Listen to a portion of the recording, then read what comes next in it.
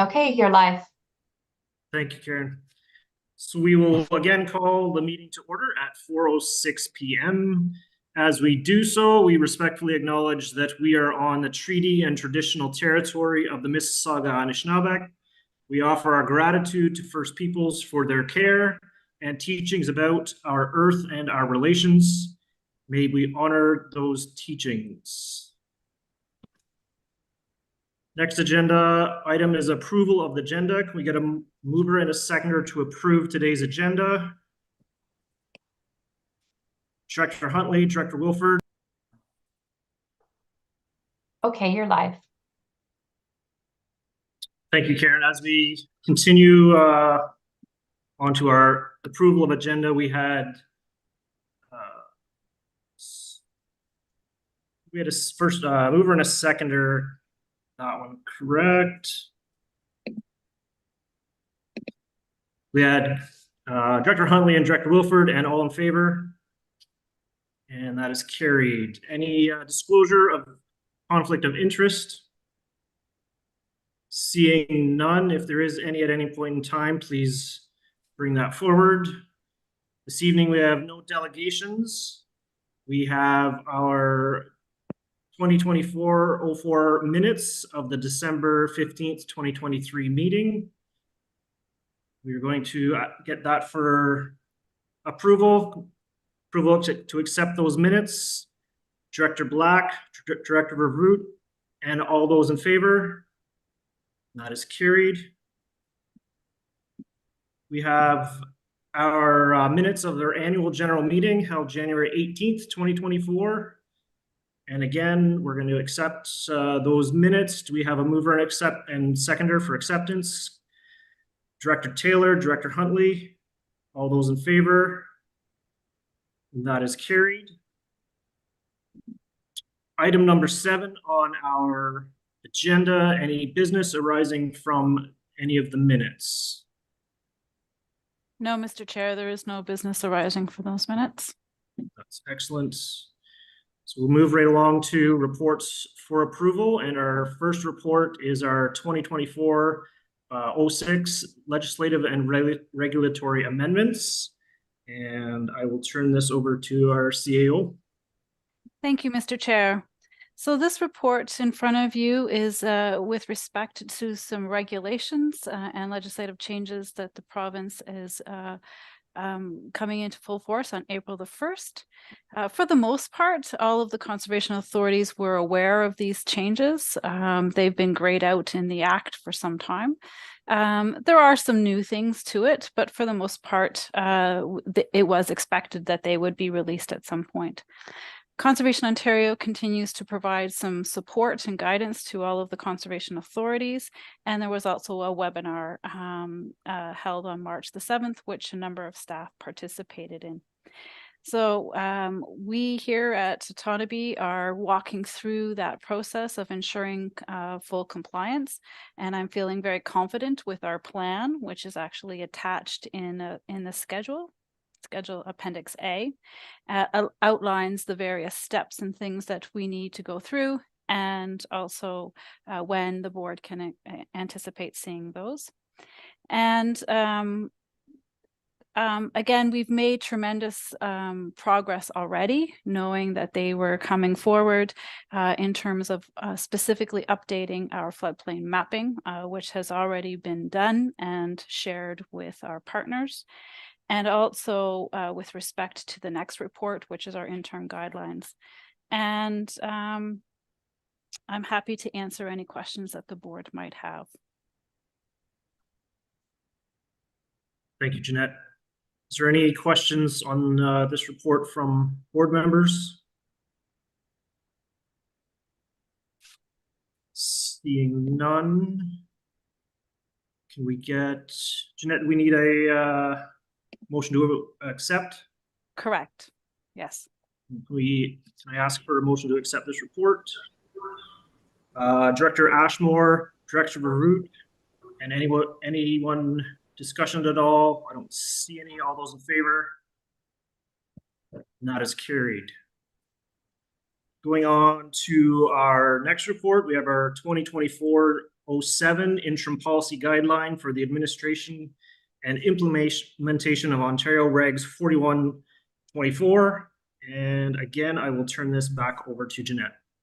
Thank you, Mr. Chair. So again, this is part of the implementation of those new regs, specifically OREG 4124.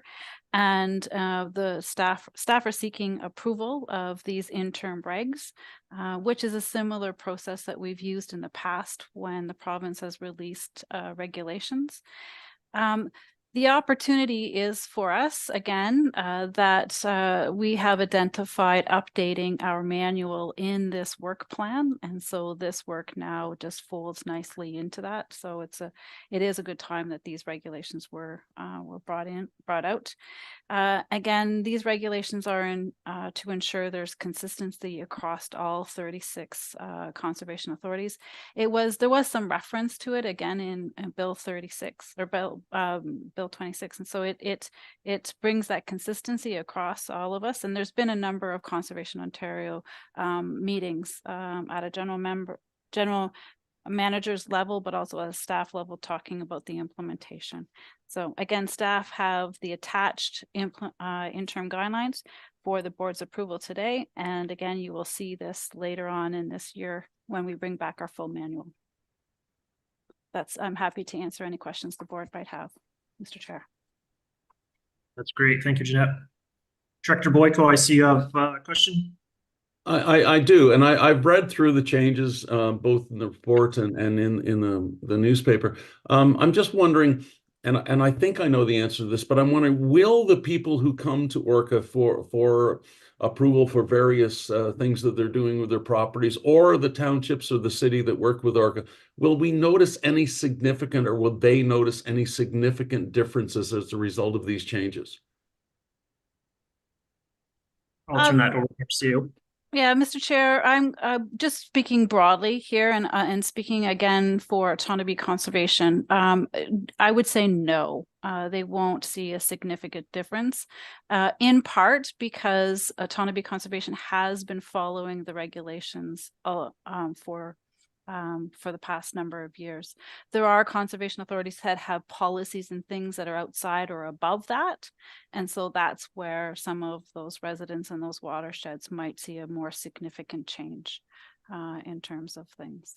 So no, we also have sent out correspondence to all of the municipal CAOs and all of their staff, talking about these changes, and then again, the floodplain mapping is also where it's really going to make a difference when somebody is coming in with their application or their permitting. So we've updated that information so that it's easy to determine what, if any, changes might be there. But overall, I'm going to say no. Yeah, as I assumed. Okay, good. I'm glad I wasn't missing something, as I usually can do. Thank you. Thank you, Director. Thank you, Jeanette. Any other comments or questions regarding agenda item 2, policies, new policy guidelines? Director Taylor? Thank you, Mike. Just a comment. Jeanette, I really feel for you and staff. I know how frustrating it is when compliance is a moving target, and provincial government, it continuously changes the legislation and regulatory framework for conservation authorities, the administration implementation policy guidelines. It's just a continuous state of flux, and it's got to be extremely frustrating for you. But I think, you know what? I think you guys are managing it as well as it can be managed. So anyway, I just wanted to thank you for that. And I certainly understand how frustrating it can be in a business that I used to own. That was a continuous challenge, was to stay up and stay abreast of the constantly changing framework you're expected to operate under. So that being said, I would make a motion, Mr. Chair, to receive the report and approve the interim policy guidelines. Thank you, Director. We'll take that motion. We have a seconder, is Director Black. Director Ashmore, you had your hand up. Did you like to comment? Yeah, if you don't mind, through you, Mr. Chair, to Jeanette. In City Kawartha Lakes, we have 4 conservation authorities. Of course, Otonabee is one of them. I'm on the Otonabee board, proud to be on the board. But how have you found, like with municipalities, like for example, City Kawartha Lakes, the new regulations? Do the other conservation authorities adopt them at the same time as we do, or are they fairly harmonious, or do they work together and they collaborate together and they communicate together with each other? Do we, with other conservation authorities, as with respect to these new changes and regulations? Yes, so thank you, through Mr. Chair. So I would say absolutely 100%. And so those other conservation authorities have also participated, have been in all of those discussions, and they will be walking through the same processes in terms of what we're doing here today. Their timing might be a little bit different, but not anything really significant. And so I do, and in addition to that, the 4 CAOs of those conservation authorities also have share information and share reports and things. So the answer to your question, Director Ashmore, is yes, definitely. Okay, thanks very much. Yeah. Thank you, Jeanette. Any more comments or questions regarding this report? Seeing none, we have a mover and a seconder, so all in favor to receive. And that is carried. Moving on to agenda item 3, 2024-08, amended 2024 capital budget. And again, I will turn it over to CAO for discussion. Thank you, Mr. Chair. So staff are bringing forward a request to amend our 2024 capital budget. It's a minor amendment, but we do want to be able to move forward with these repairs. So specifically, there was some vandalism at the Selwyn Beach Conservation Authority, the washroom, the brand new washroom that was built. And we have received some quotes from our contractor to do the repairs. And so this is the amendment that staff are seeking for to the budget. As a reminder, the capital budget for 2024 is being funded from our 2023 carry forward surplus, so there is no impact to the levy or to our reserves. And in addition, I do want to add that staff have filed an insurance claim. We have a number of policies and a number of different deductibles. In this particular case, it's been now determined that our deductible is below $8,000. And so we have filed that insurance claim. And so in the end, it might actually be less in terms of what our out-of-pocket costs might be. But we do want to get the work repaired and open it up in time for, the nice weather and people wanting to be able to use the conservation area and the facilities that are there. So that is why we're bringing this forward. I'm happy to answer any questions that the board might have. Thank you, Jeanette. Director Hundley? Yes, thank you. I guess through you, Chair, to Jeanette. I mean, it's a shame that the vandalism took place. It's quite unfortunate. I guess I was going to ask about the insurance and see whether we could get it through insurance or not, but you've answered that question. But I guess my next question is there lessons learned that in the terms of the design to make them, a little bit more, stronger, I guess, vandalism proof, if that's such a thing? I mean, you're never going to stop somebody spray painting the outside of it, but actually doing physical damage to the features, maybe there's a way to learn from it, I guess. So, Mr. Chair, through you, the answer would be yes. I think there's always a continual learning process here, but in this particular case, there was also some damage done to the interior and then also to the eavesdrops and things. So it is some of the discussions that staff would be having. And, again, if we're in a position where we're upgrading or building a new facility, we would always want to make sure that we're taking that into consideration. So I know staff have done that in this regard as well. And follow-up question, if I may, Chair, is I guess, seeing as this vandalism is taking place, and I'm sure for insurance purposes, you must have had to have filed some sort of police report as well. Is there any way that we can have the police do a little bit more presence in these areas, or is it just a long shot and, this is a one-offer kind of thing? Through Mr. Chair, to Director Huntley. So there have been a number of occasions throughout last season where staff have approached the local police, the OPP, in a number of ways. This was one for sure. We did file this with the OPP, but at the end of the day, we generally don't get the immediate response or the response that we're hoping for. The same would be also for when we have trespassing on properties, damage to properties, and or ATV access and those sorts of things. Like we're constantly informing the police in case that they have identified commonalities with other activities, so that they at least also have that information. And in one case, it did actually prove to be very helpful. Our report they were able to link it to other events, other crimes, and so it helped in their search and in their file as well. So yes, we do both of those things, and in this case, our deductible is $5,000 for this, which we just learned about post the report. And so again, if it goes through its process and it gets approved, which it most likely will, then what we're really looking for is the difference there, or what our out-of-pocket expenses would be. Right. Okay. Thank you. Thank you, Director. Director Black? Yeah, thank you for you, Chair. Do we have any kind of security measures on any of the other buildings, such as alarm systems or cameras or any other kind of deterrent? These are, pretty isolated places typically at night. No, so more in the daytime. But do we have any kind of security features? Is our insurance, if it happens again, will they cover it a second time if we don't put any mitigation measures in place to prevent it down the road or something like that?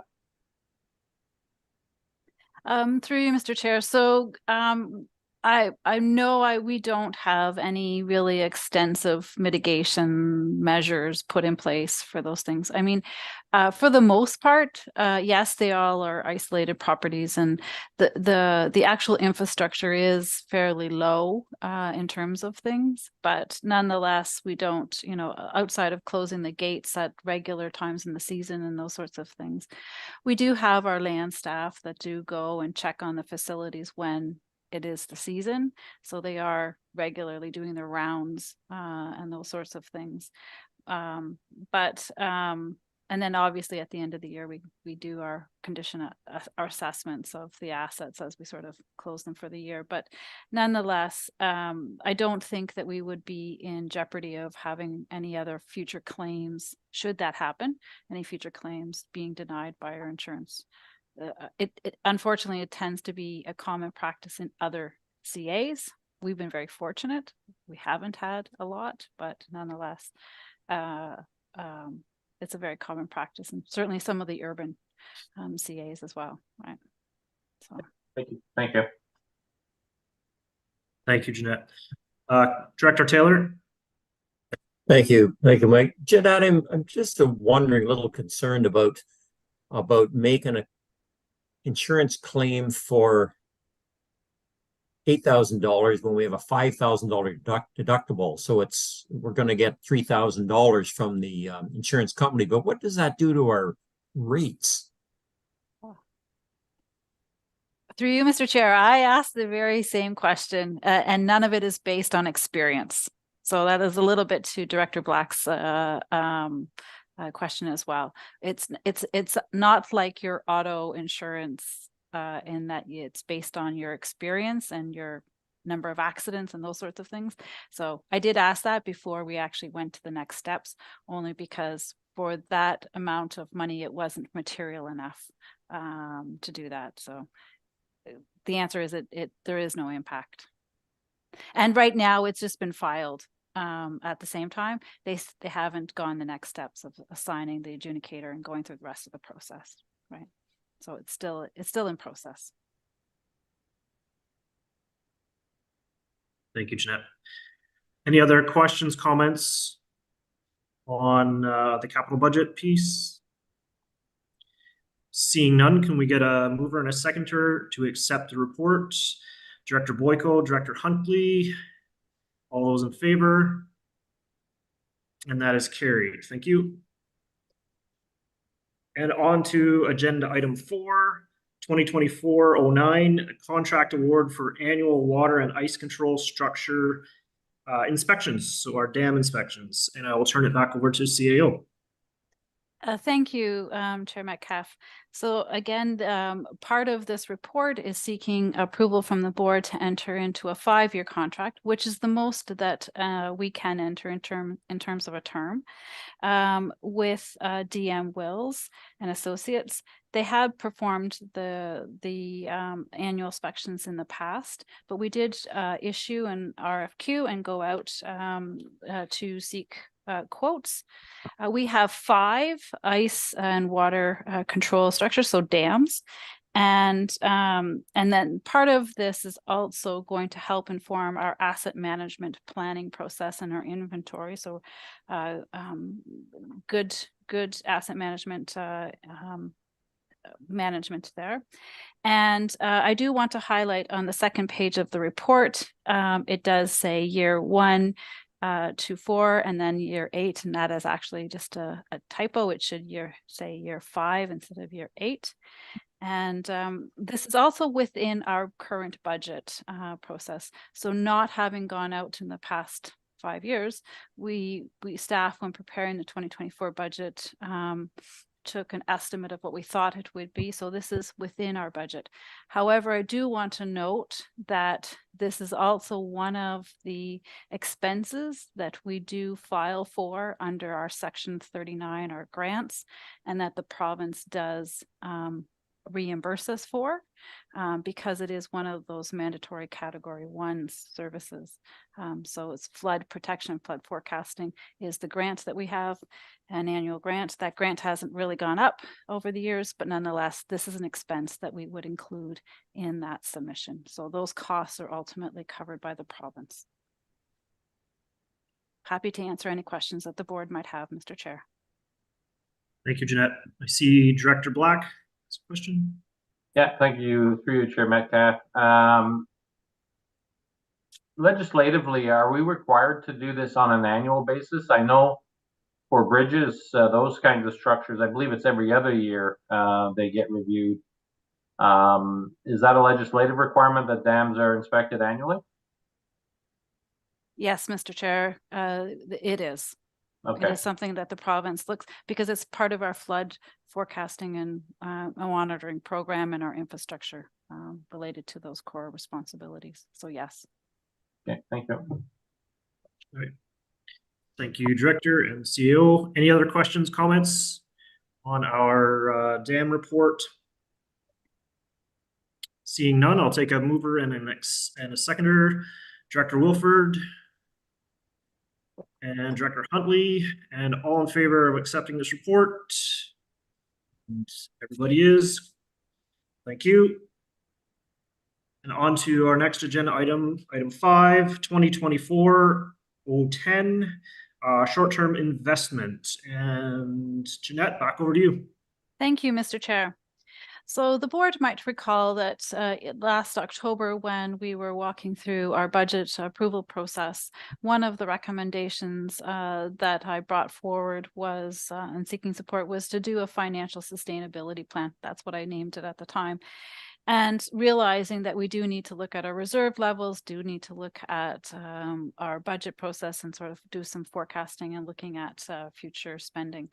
As part of that process, so this is the first step, and it was sort of an easy step to bring to the board's consideration, is that we seek to do a short-term investment. Again, staff are going to continue to work on that financial sustainability plan, and the board will see a more comprehensive plan at a later date. But as a first step, we feel confident that we are able to make this short-term investment. And we did that through the attachment and understanding sort of our cash flow, our expenses going out, our revenues coming in, how it is actually seasonality. There is a seasonality to that. In addition, some of you might also know if you've been on the board for some time, but we really historically have been a cash flow organization. And so this is an opportunity to make an investment, perhaps earn some interest that will be able to contribute back into our larger revenues. And so the recommendation, Mr. Chair, is that it be a short-term investment that should we need it, it is redeemable, and a GIC for 400,000. Happy to answer any questions that the board might have. Thank you, Jeanette. Do we have any questions from the board? Comments? I don't see any. I think it's prudent to be looking at this, especially when we have money sitting in an account that we don't need to use on a daily basis. So I will take a mover and a seconder for direction of approval of this report. Director Black, Director Ashmore, and all those in favor. That is carried. Thank you. Moving right along, we're at reports for information, and we have our first report is 2024-011 board report plan, and I will turn it back over to Jeanette to go over this report. Thank you, Mr. Chair. So this was also something that I identified as an opportunity last year, and it's really just it's an information piece for the board in terms of which meetings would potentially be virtual, which meetings would be in person. That was a question that the board had asked that I bring back. And then alongside of that, I just looked at some of this more significant approval reports that you could anticipate being on those agendas. So this also helps staff work towards these targets, ensuring that we have, full agendas for the board's deliberation.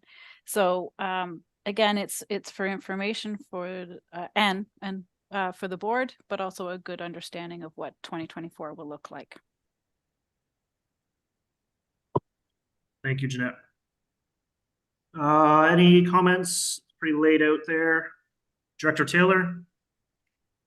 Thank you, Mike. Thank you, Jeanette. And while this meeting was being conducted, county staff did get back to me about the awards event on May 16th. And the 4 county councilors won't be needed at the Douro Arena until 6 o'clock or shortly after. So knowing that in advance, and the meeting is virtual, so that helps, but knowing that in advance, maybe you can, no pun intended, tailor the schedule so that it won't be a lengthy one, and we can be finished by, we need to be finished by 5:30, all of us, to get to Douro by 6. Okay, thank you. Can do, Director Taylor. Thank you, Joe. That means everyone else has to be present at that meeting. All right, can we get a mover and a seconder to accept this report for information? Director Baldwin. I will take a seconder. Director Taylor. All those in favor? And that one is carried. Thank you. On to item C2, we have our CAO monthly activity report. Floor is yours, Jeanette. Thank you, Mr. Chair. So I do actually want to kick it off with one thing that isn't in the report. And on Monday, our tree ceiling sales for 2024 closed, and we had approximately 9,200 tree ceiling sales sold, which is great for our watershed. So I do want to highlight just a few things that are in the report, if I can, Mr. Chair. So again, noting that the audit has started and is actually BDO staff were on site yesterday, and the April 9th at 3 o'clock is the audit committee meeting. It is virtual, and then again planning for the auditor to come to our in-person meeting on April the 18th. So things are moving along. It's been a good transition from our former auditor to BDO, who actually is going to be at our Conservation Ontario Council meeting presenting Conservation Ontario's audit in a couple of weeks. I do also want to highlight the floodplain mapping, the Byersville Creek floodplain mapping. So this is connected to our FIMP grant. We did have our mapping normally peer reviewed, which is a normal process that all conservation authorities go through. It did highlight a few things that we needed to take a deeper dive on and look at. And so that did mean that we put it on hold so that we could do that. We could then reapply for a new grant. We have confidence in our liaison staff saying that we would qualify for that so that we could continue to finish the technical work and hold the PIC. So staff have now put this project on hold and moved to the Jackson Creek floodplain mapping, which was our other project that we were kind of running concurrently. And I'm also happy to report we've hired some hiring. So we've managed to secure our junior planner. He comes from the city of Peterborough, and we look forward to Alex starting on April the 2nd. I'm happy to answer any questions that the board might have, Mr. Chair. Okay, that's great, Jeanette. Any questions or comments for the CAO's report?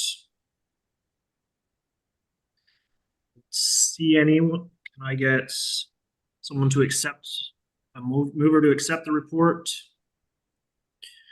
Director Wilford, second Director Black. All those in favor? That is carried. Thank you.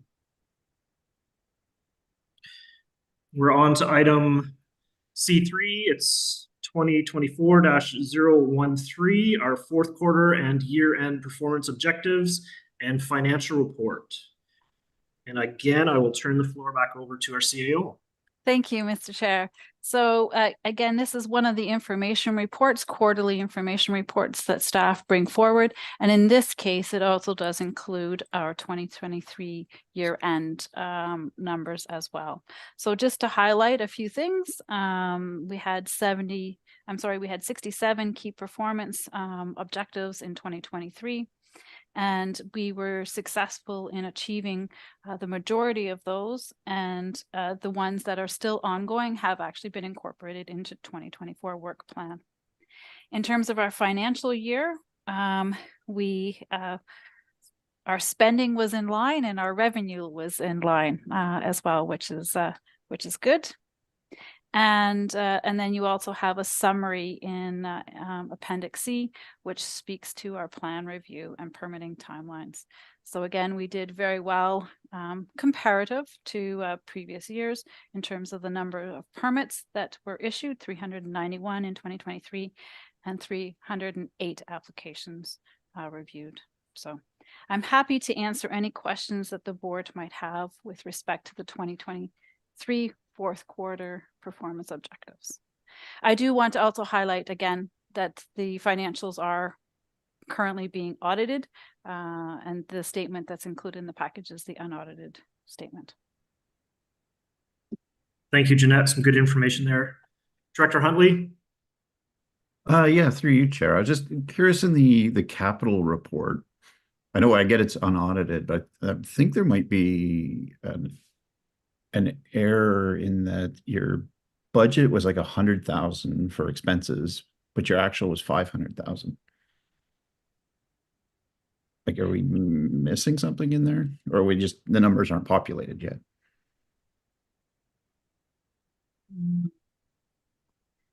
So, Mr. Chair, I think Director Huntley is referring to the capital work that was associated with our FedDev grant. So it was part of our capital program, but in terms of the actual budget that was part of the levy, it was 105, which was the levy. So 105 was the levy, but 518 what was spent. I guess this is just it's a kind of a hard one to rationalize when you look at the numbers that side by side. Like, if the funding's coming from somewhere else, it should sort of be identified, I think. Right. So below is the revenue streams. Do you see 260,000 coming from Fed? 160, yeah, okay. Yeah. and then some wacky money as well. In terms of things, Wacky and or some- wacky? Wacky. Ricky. Wacky. Wacky money. Yeah. So again, this is will be part of the audit in terms of things, but I think I take note of what Director Huntley has said, and so I will certainly follow up with this. Yeah, we'll wait till the audited ones come in. It's just it just doesn't, it presents very strangely the way it's laid out there. Yes, the revenue at the bottom shows the capital levy and then 4 sources of other revenue. And it doesn't, you're correct with the expenses at the top, it doesn't necessarily balance through, but that will come through with the audited report. Okay. Thank you. I can say that we never spent more than the 105 from the levy. Not 4 times more than you were supposed to. We did not. It's Mike's problem now, anyway. Thank Mr. you. Chair, we did not. All right, any other comments, questions on this report? Director Boyko? I'm skipping ahead a little bit into the campground reports, and I read the campground reports, and thank you, Jeanette, for sending the map around. That really helped me to understand the Lakefield situation. With respect to all 3, is there a profit and loss statements that are made with respect to the campgrounds? For example, in the financial report I see for the Lakefield campground, and we approved all this, that there was a purchase of a riding mower, a purchase of a vehicle, both for some cost savings, which is always nice to see, and the replaced canoe at the Warsaw Cave. So there's those costs. There's the staff costs, the administrative costs, and then the deal that goes with the township with respect to Lakefield, City of Peterborough. So is there a P&L for each of the campgrounds? Yes, Mr. Chair. So we do have budgets that have expenses and revenues associated with those 3 campgrounds, just like we would for any of our other programs. And in this particular case, the report that's attached is rolled up in terms of the overall conservation lands, which is where the program lies, right? The campgrounds are under the conservation lands program. So you see an aggregate of all of those programs in there.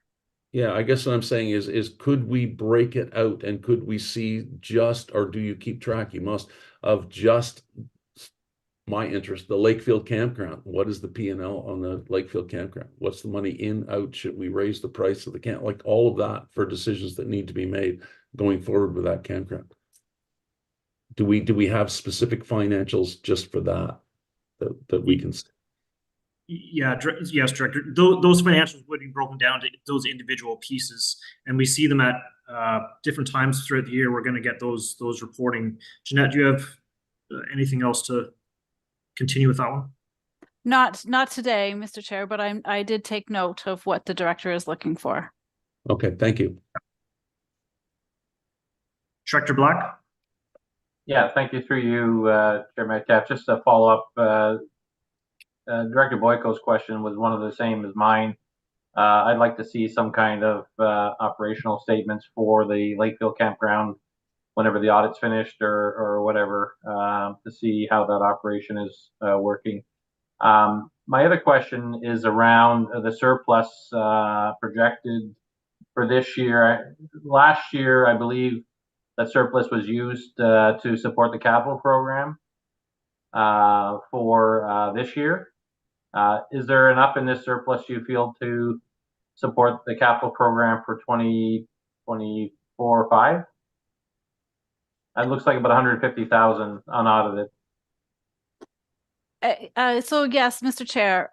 So again, when we brought forward the 2024 draft budget, one of the decisions the board did with my understanding and recommendation as well and support is to fund the 2024 capital.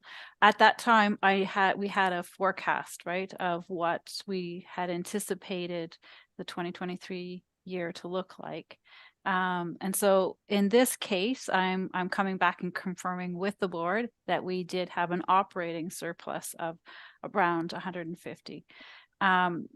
The auditors will continue their work, and they will also look to ensure that our capital is also audited. So I'm speaking to just what the operating surplus would look like. With respect to suggesting that that is enough for future years, I'm not prepared to answer that question right now without doing more further work. One of the things that we need to bring forward is our asset management plan. One of the things that we need to look at is our financial sustainability plan, and all of those things, those documents will be coming to the board, and in those, I'm sure I'll be able to answer some of those questions, or at least give some information whether that's a viable path or not. Great, thank you. Right, thank you, Director. Any other comments or questions from the board? I don't see any. Can we get a mover and a seconder to accept the report? Director Huntley, Director Vervoort, all those in favor? And that is carried. So we're on to report C4 2024-014, our 2023 annual campground report. And again, I will turn this over to Jeanette to start off discussions on this report. Thank you. Thank you, Mr. Chair. So again, this is one of the annual reports that staff bring forward just to talk about from a statistical perspective of what our campgrounds and our visitation looks like. So there is one notation that I do want to note on the first page is that there is a dump station septic. There should be a check mark on the lake field there. There is those facilities there. So again, it continues, certainly Beavermead, we've been operating it for a number of years now, but it continues to be extremely popular. And as you can see, I also had included what our first week of stats were in my previous report. But this really just highlights sort of the stats that have been compared over the last number of years for Warsaw and for Beavermead. And then just introducing our first year stats for Lakefield. So the actual Lakefield campground statistics is something that we had actually also shared with the Selwyn staff in our reporting that we provided them. So happy to answer any questions that the board might have on this, Mr. Chair. Thank you, Jeanette. Does the board have any questions on our campground report at all this time? I don't see any. I will take a mover and a seconder to accept this report.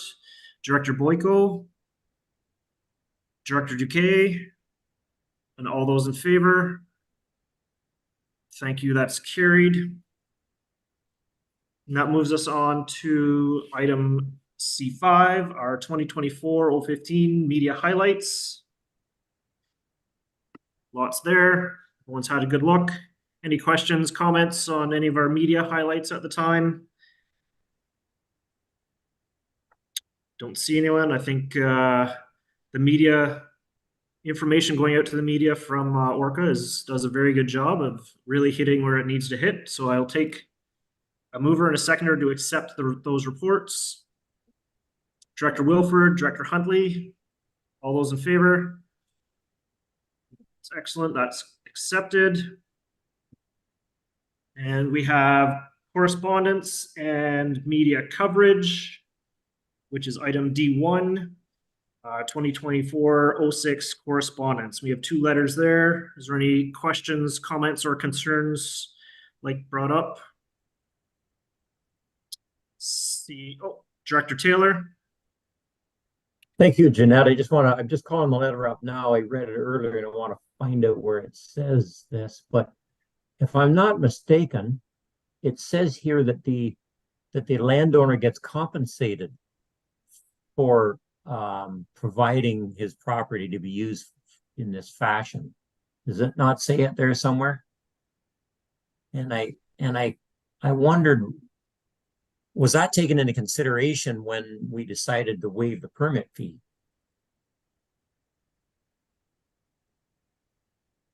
Let me see. Is it in there? I'm sure I read it in there.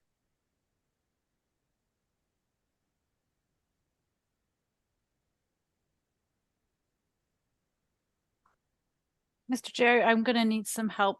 I don't, so, and so Director you're, Taylor, is it the ALUS letter that you're looking Yes. at? Yes, correct. Yeah. Yeah. And I thought I read in there that they actually get compensated. I'm looking for it.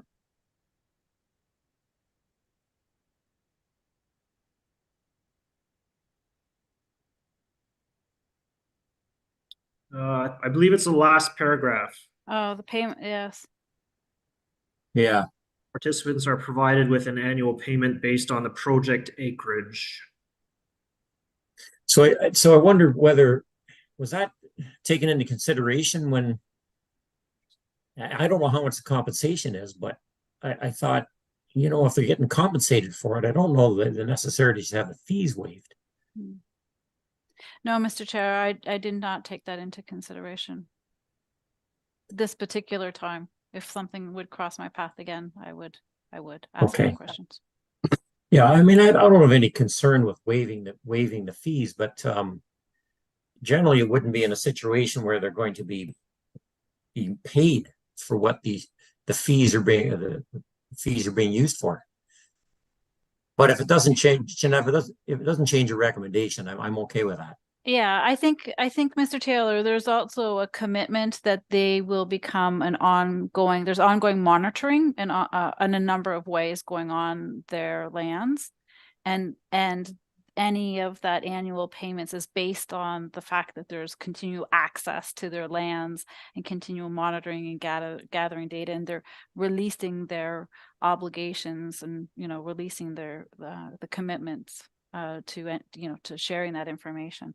So that is how I read that, as it's part of a 10-year conservation agreements to ensuring that. So it's related to that. It's not, the waiving of our permit fees isn't directly related to their compensation and the ongoing monitoring for over the number of years. But all of that aside, I will be mindful of those things when they come across and ask some more questions. Okay. Thank you, Jeanette.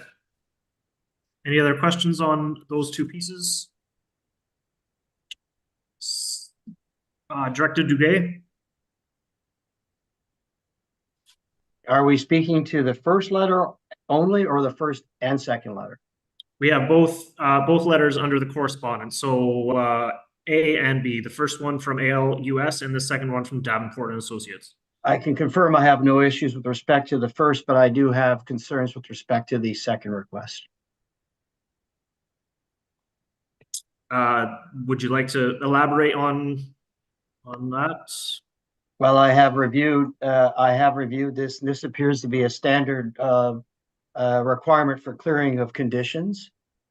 And I don't know, Jeanette, if you could clarify precisely what work was undertaken, but this appears to be a standard requirement for a residential plan of subdivision.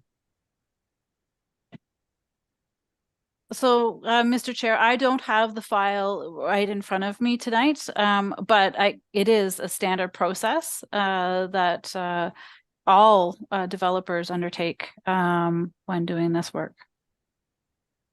Right, if that's the question. and your letter correctly states, if we consider the previous application where we're asked to be waiving a fee that has an environmental and ecological context, this is development, and the Conservation Authority has to sign off on, can be satisfied that the lots they're appropriately developed, and there are no issues from a conservation authority perspective, stormwater, drainage, whatever other.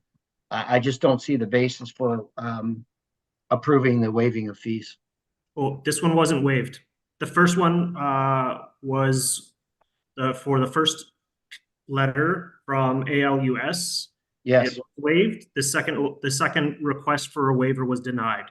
and I'm suggesting I support that. Like, I'm not prepared to support the request staff to like, if staff said no, the fees apply, I support that directive. Thank you, Director. We're on the same line now. I knew we would be, Mr. Chairman. Any other comments or questions on this piece, the correspondence and media coverage? Yeah, Director Duguay. Perhaps to Jeanette, on these two pieces of correspondence, particularly pertaining to the latter, if we could have some description of the work that would be entailed in the sign off. Was it like site inspections, reviewing plans? It'd just be very helpful to provide some contextual evidence of what work's undertaken. We may only need to told it once and it will become accustomed to it, but it'd be very helpful to describe the work undertaken. I'm happy to provide that, Mr. Chair. Thank you. Thank you, Jeanette. Can we get a mover and a seconder to receive these reports? Correspondence and media. Director Huntley, Director Duguay, all those in favor? And that is carried. Thank you. Do we have anything for our open forum? I don't see any requests. We have no items for closed session. Our first future meetings, we have Conservation Ontario. It's an in-person, the annual general meeting. It'll be April 15th. Myself and the CAO will attend that meeting. And our next board of directors will be in person. It will be on April 18th, again at the Riverview Park and Zoo, the Rotary Education Center. That was a great facility, and we thought we would use that again. And again, that'll be in person again at 4 o'clock as well. Am I right in that, Jeanette? Correct, Mr. Chair. Perfect. And that brings us to adjournment of the meeting. Can we get a motion to adjourn? Director Taylor and a second by Director Black. All those in favor? And that is carried. Thank you everyone for joining us this evening, and we'll see you again on